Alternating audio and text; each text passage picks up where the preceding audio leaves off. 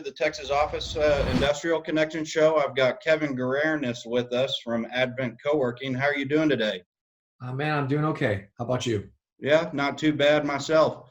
So we want to just kind of jump in. Got a couple questions that we're going to run over with you. But just to start off, you worked in IT and programming prior to opening your co-working concept. What led you to kind of make that transition? My entire life has been essentially following the right track without questioning it. Got a high school diploma, go to college, get a graduate degree, get married, get a house, have a kid, get one or two jobs, work till you retire, then slowly die. And I never, and that, that existence is fine, but I never questioned it until I essentially had my dream job in Chicago as a structural engineer, and I absolutely hated it. And at that point, it's like, what am I doing? So with the skill set I had from problem solving, analytical, trained background as an engineer, and being able to play well with others, I got thrown into IT consulting. And that moved me down to Charlotte and opened up a whole lot of wonderful doors for me.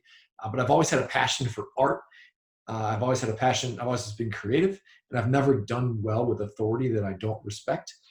So for a while, I wanted to be an artist my whole life. And my dad said, I don't want you to live in my basement your whole life. Go pursue a different career, please. So I chose engineering. But I've always had this creative edge, and entrepreneur life came into my view much later than I wish it would have. But through a series of events that happened to me in Charlotte around empowering me, basically spaces empowered me by just giving me a platform to showcase some of my artwork, community advocacy, a whole bunch of wonderful things coming together, pushed me into this idea of creating a co-working space that's focused around community and collaboration and see how far we really can take it. And so left corporate life, I guess 4.5 years ago, almost 5 years ago at this point, and haven't looked back. Yeah. So you went to Charlotte. What kind of transitioning in that economy were you seeing where co-working spaces kind of made sense out there? When I first started co-working 4.5 years ago, there was 2 to 3 players in town that it was all locally operated spaces, and the idea of co-working was still pretty fresh in most people's minds. You fast forward to today, we got WeWork, Industrious Spaces, all the global players have a presence in Charlotte, and there's at least 12 locally owned co-working spaces, which is, I think, a really wonderful high number. And Charlotte's a really fast-growing, thriving city to be part of. There's, depending on what study you read, anywhere from 40 to 150 people moving here a day.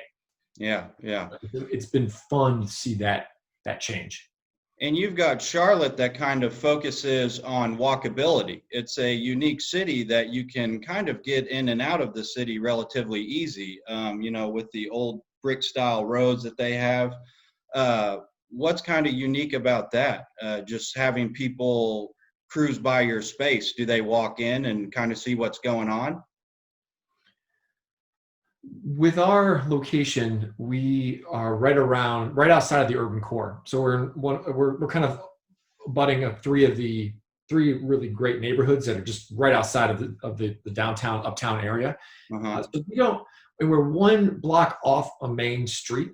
So we don't have people generally walking by that often. Although now within our given building, we have a really unique environment where we have a micro market deli, a skate park, a brewery, a axe throwing club, escape room, and a yoga studio, and then Advent. So we have this amazing symbiotic business relationship in this building that we've deemed Hub 933. And so those businesses all bring tenants and friends and customers, and we all mesh and share customers. Yeah, I would think having a skate park and a brewery included in y'all's building, gets a pretty interesting amount of characters walking through there. We're an extremely diverse space, and that's what we really, really cherish and enjoy. So once you started getting everything open, with this COVID-19 stuff, how are you going to react on bringing tenants back into your space? We've never closed, but we were open purely for essential workers. Okay. We decided, who are we to decide? Essential workers need a place to work, and they weren't able to get it done at their house. So we wanted to ensure we gave them a safe and healthy space. Mm-hmm. During that phase, we significantly increased our cleaning efforts, disinfecting efforts, And we started modifying the space slightly. In North Carolina, there's a 3-phase approach to it returning to normal, if you will, whatever that normal may be. That's what And right now Dallas has.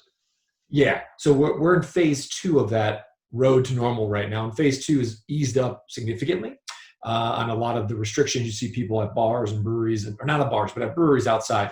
And some restaurants are allowed to be open partially with limited capacity. So that's when we decided we were going to open back up for all of our members. And what we've done is we've erred to the side of conservativeness by doing as much as we felt we possibly could to ensure that we create a safe and healthy environment for our members, with the idea being that we will eventually remove some of these items over time. We just don't know exactly when and how fast. But I'd rather remove items than have to add some in later on. Yeah, understandable. It's better to start removing, slowly as this transition back into the normal life kind of takes shape, and what we're going to see over the next 3 to 4 months. With your tenants kind of moving back in, have you seen an uptick in people looking to lease those one-room offices that are kind of private after they've been working at home for the last 2 to 3 months? We're not out of the weeds yet, in that I think we're near the bottom of our revenue drop from all of this. So what I mean is that we've had a decent amount of tenants' leases just happen to be coming to an end around June and July that are not renewing, that normally probably would have renewed. Yeah. We're also seeing new members come in that sign up for offices. And fortunately for us, we've always had a very positive response to our membership as far as office retention, new office signups, flex membership growth. COVID really, had a significant impact on our business. We're still seeing exactly how it's all going to shake out. So to answer your question, we're not like net positive when it comes to office rentals having a huge wait list again, anything like that. But we are seeing new people want to come in and leverage the space, while unfortunately long-term existing members have to leave because of everything else that's been going on in their life. So you ask me in 2 months, I'll have a much better answer for you. But I do think there's no doubt about it that more folks will be interested in wanting their own private space with a door they can control, they can close and control. Yeah, yeah. Well, as you see some of these larger corporations kind of doing a 3-phase process, getting their employees back into the workforce, it seems that a lot of them have kind of seen that work from home model work. How can you kind of take advantage of that to get some of those employees that are working from home long term to utilize y'all spaces? Yeah, and I guess I'm going to probably be redundant with what a lot of folks in the industry have been saying already, but here we go. People have seen the light. They don't miss the commute. Employers have seen that people can be just as productive, if not more productive than they thought they could be. And it's cheaper to not need all that real estate. So where I think we come in is, no matter how much you like working from home, a large number of people may need a break from their house. There's always dishes, there's kids, there's animals, there's always things to distract you, and you get stir crazy a bit.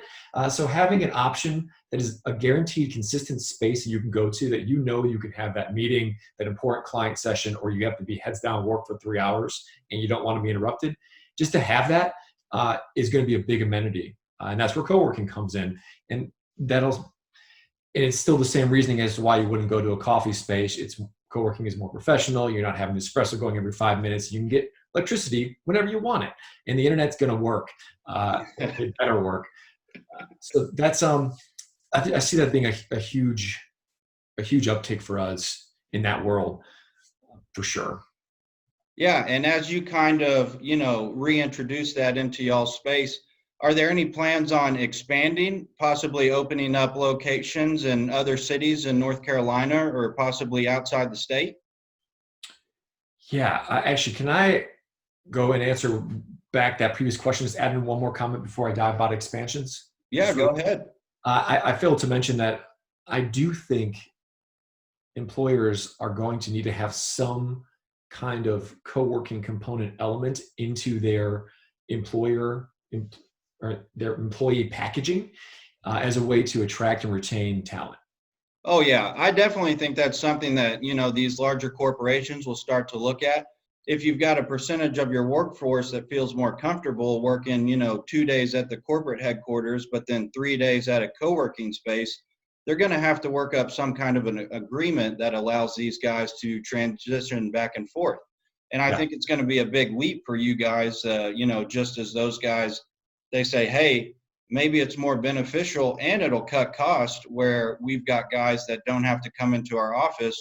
We can downgrade on lease space and kind of allow them, to go in and out as they please to a, private cubicle at a co-working place like yours. Right. Yeah. I hope you're right. I don't see how that cannot be the case for all of this.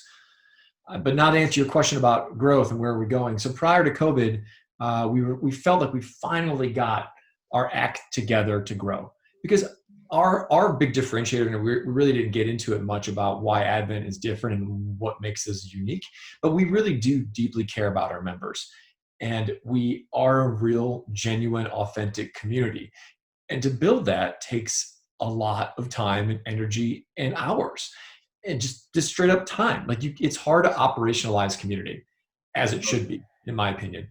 So with all that being said, scaling our model has always been daunting to me, just in that I wanted to make sure we really got it right. Or we're never comfortable. We're always improving and growing and transforming who we are. But we're like 85% for the most part where I think we could produce as a scalable model. So we were finally about to start growing. We had some unique opportunities that we were about to line up. And we just paused them for now, because we do feel that there will be opportunities to grow. We just, frankly, just been all hands on deck with getting ourselves ready for the phases, having to lay off part of our team, working through the government handouts of different loans and grants. It's just been, along with the whole transition to being not in the normal work hour mode every day and not having a consistent environment. It just, I'm uber privileged and I have absolutely nothing to complain about, but that's just where we're at. To answer your question, were we looking out of state? No, we were looking just in Charlotte for now. Just because we wanted to expand somewhere close enough where we could drive to if there was a problem, and learn what we needed to, and then go from there. The unique thing about our building too is it is 65,000 square feet, the whole thing, and we're in 23,000 right now. And we're slowly taking other components of that building as they become available. And we had essentially plans in store to add about 10,000 more square feet. That was going to start happening right now. So that's just for now on hold. Those are the easy wins to get going. But we had some other. What excites me about growth is not so much just going and leasing a building for the sake of leasing a building. That model to me is the least exciting. What I really like is either trying to purchase real estate and go that route and create not only a co-working space entity, but being this building operator where you kind of curate the tenants in there to create what we have in our current facility, where everyone can enjoy each other's businesses and clientele. The third expansion piece that I am also extremely excited about is partnering with existing organizations that want a co-working component but don't want to do it themselves, like colleges, governments, libraries, cities, groups like that, that we can offer our expertise and kind of our progressive stance on community and co-working that they want or need to elevate their brand. So we've had some really cool discussions with that have been paused. They'll come back, but they've been paused. And the fourth piece for expansion is a co-working in a box consulting model. So if you wanted to open up your own space somewhere in Colorado, depending on the level of how much help you need, we'd give you help every step of the way, all the way to a full franchise opportunity within the Advent brand and everything. And so that's also something that I really would love to tap into further. Just haven't had the time, but it's coming. Yeah. Well, that's what I think COVID-19 kind of caught a lot of people off guard. So like you were saying earlier, I think a lot of companies were looking at either that expansion process and ways to go about that, and COVID kind of just put everything on hold for them.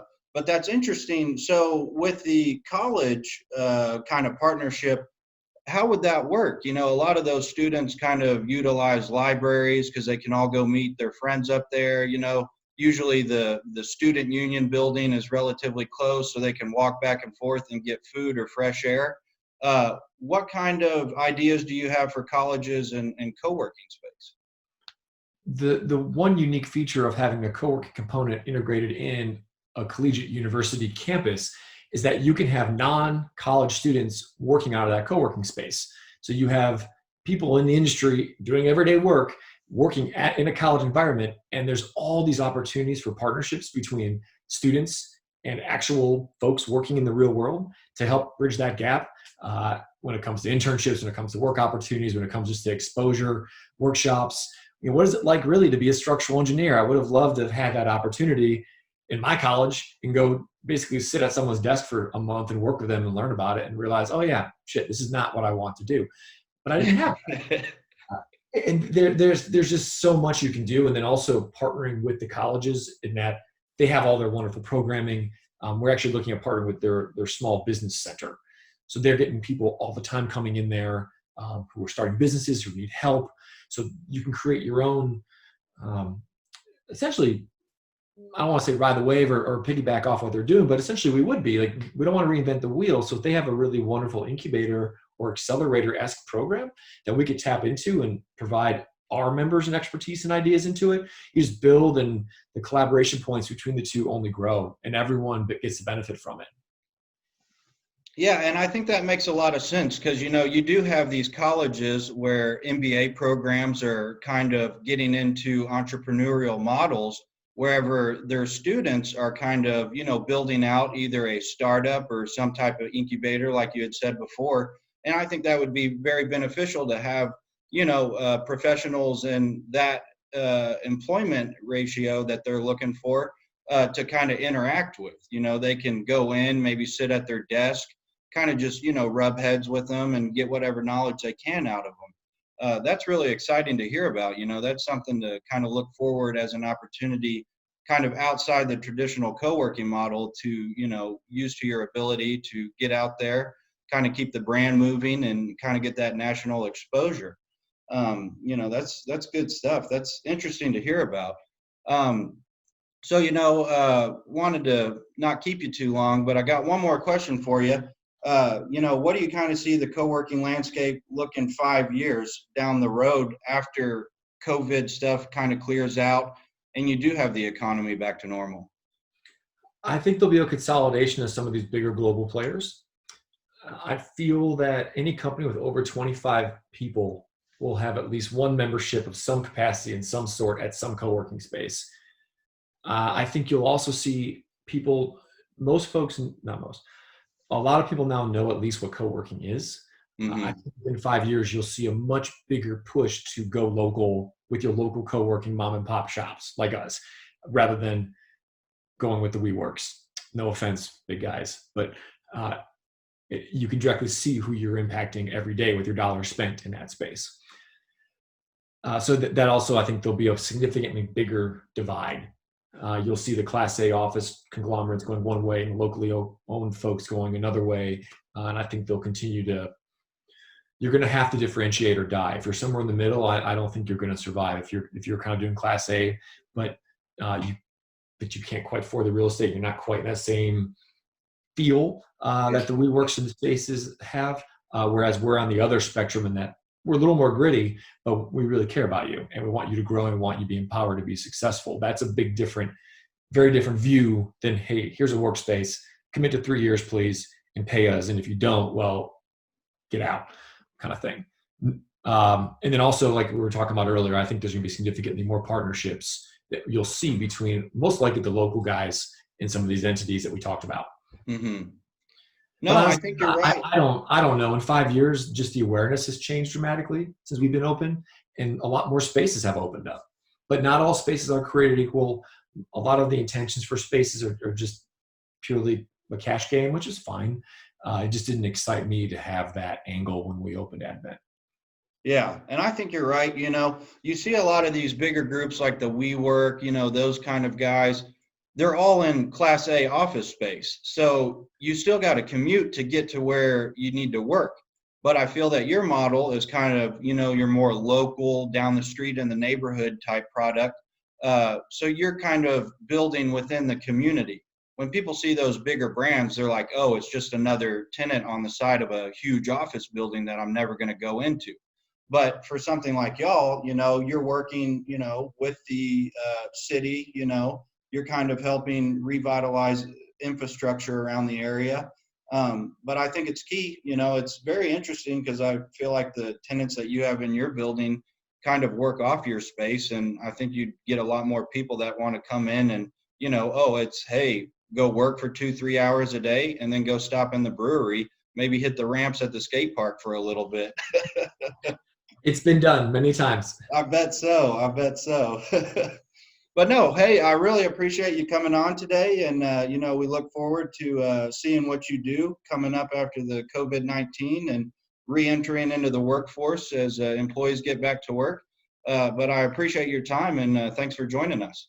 Awesome. Thank you for the opportunity and the platform, man. If there's anything I can do or if you need anything from me or Advent, I'm here. We're here. Oh, yeah. Maybe you'll have to get a partnership going with us one of these days out here in Texas. Let's talk. Let's talk.